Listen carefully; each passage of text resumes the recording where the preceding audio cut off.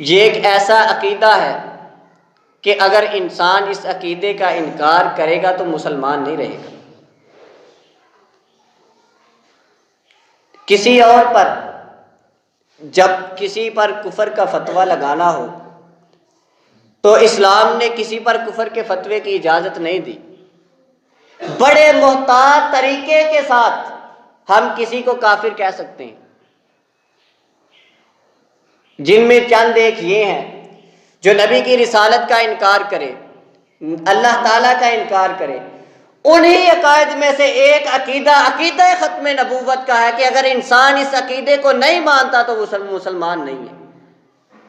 اللہ تعالیٰ قرآن میں ارشاد فرماتے ہیں ما کان محمد ابا احد من رجالکم ولکن رسول اللہ وخاتم النبیین، کہ اے محمد کسی میں مردوں کے باپ نہیں ہے، اللہ تعالیٰ نے دنیا میں نبی کا کوئی بیٹا جو ہے وہ زندہ نہیں رکھا۔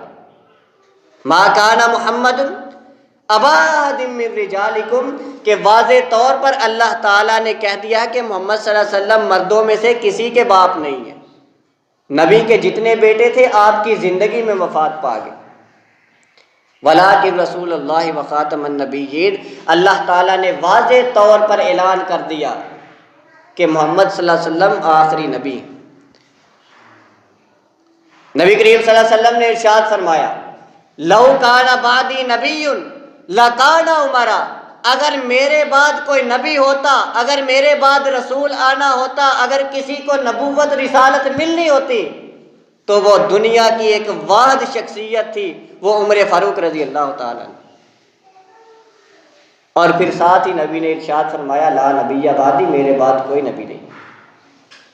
اور روایت میں آتا ہے نبی کریم صلی اللہ علیہ وسلم نے فرمایا کہ میری مثال اور انبیاء کی مثال اس طرح ہے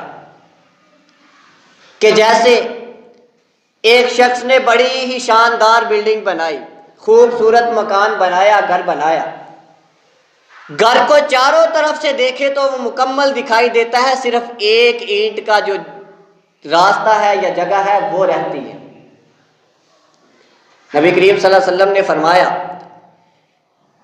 کہ تمام کی تمام بلڈنگ مکمل ہو چکی ہے، صرف ایک اینٹ کی جگہ باقی ہے، وہ اینٹ میں ہوں۔ نبی کریم صلی اللہ علیہ وسلم فرماتے ہیں انبیاء مکان کی مانند ہے جو مکمل ہو چکے ہیں، ایک اینٹ باقی رہتی تھی، وہ اینٹ آ کر میں نے لگا دیا، یعنی کہ نبوت کا خاتمہ ہو چکا۔